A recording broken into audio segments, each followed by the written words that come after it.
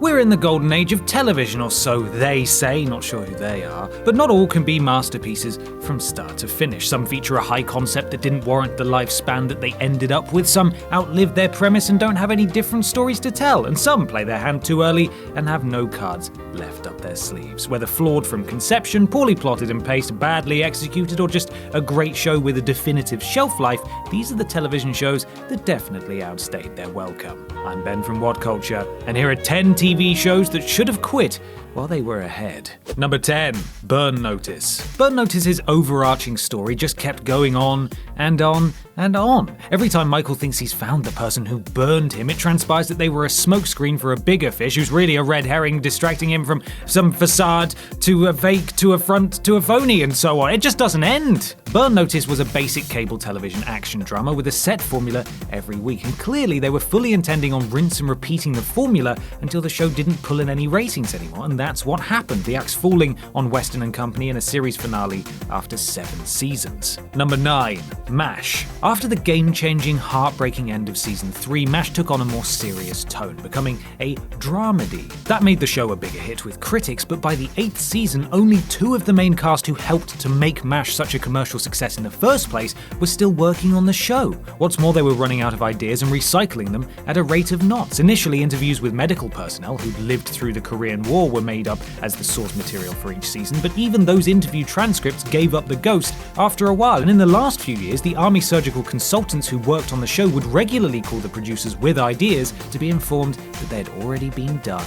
Number 8. The Vampire Diaries. An odd case this, a show which ran out of steam due to too much story and not too little. There's only so many times each and every character in a show can be killed and returned before the stakes for conflict and drama simply disappear. The Vampire Diaries reached that point a few years ago when it lost around 40% of its audience over season 5, and true to glorious form, accelerated past that in a blur of the usual broken necks, backstabbings, and soap opera intrigue, learning nothing in the process. Number 7. House. The problem with House is that it wants to have its cake and eat it. It wants to be a simple procedural, but it also wants to be a character study about Dr. Gregory House, the damaged, obnoxious medical genius. And this is a character that wouldn't last a week at any professionally run hospital, never mind 8 years. House should have died a death around the 4th season. The show literally jumped the shark in season 5, House being shown playing with a toy shark in episode 18. Number 6. Supernatural. The show's creator Eric Kripke had made it clear that it was only intended to run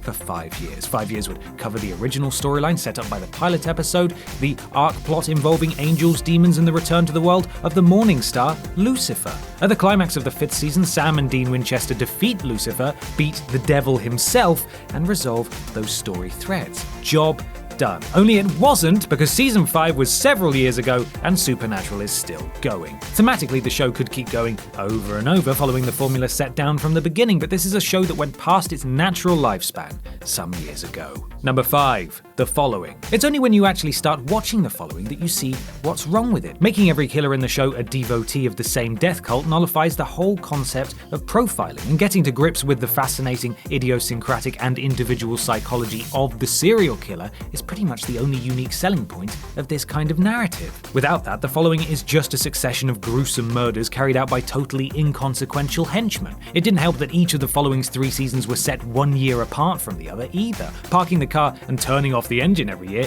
isn't the best way to keep the wheels turning.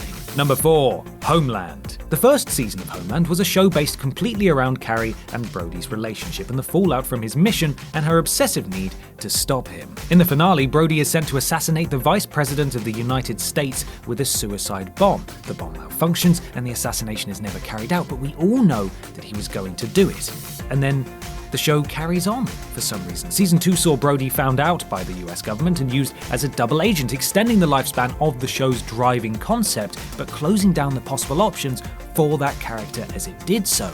The climax of that season saw Brody on the run after a monumental terrorist act on US soil, but by this point the show was a parody of itself and it should have ended with Season 1. Number 3. Smallville. Beginning with Clark Kent's life as a teenager in high school in Smallville, Kansas, the idea was that the show would move gradually on to climax with Clark becoming Superman, living in Metropolis, and working for the Daily Planet. Well, that all happened, but Clark still couldn't fly and still wasn't Superman. He'd continue to meet and often befriend early versions of major villains from Superman's rogues gallery, long past the point where it made any sense for a pre-Superman Clark Kent to know all of these people, because the show ran out of any other reason to exist except to tell comics-based storylines, something it wasn't supposed to be doing at all. Number 2. Castle. A police procedural with a whodunit format, Castle centers around a successful crime novelist, Richard Castle, who uses his connections with the New York mayor's office to have himself attached to the NYPD homicide unit in order to research his next series of novels, which is kind of f***ed up. The other central premise of the show was the classic will they won't they dynamic, as the two main characters go from antagonistic sniping to a grudging mutual respect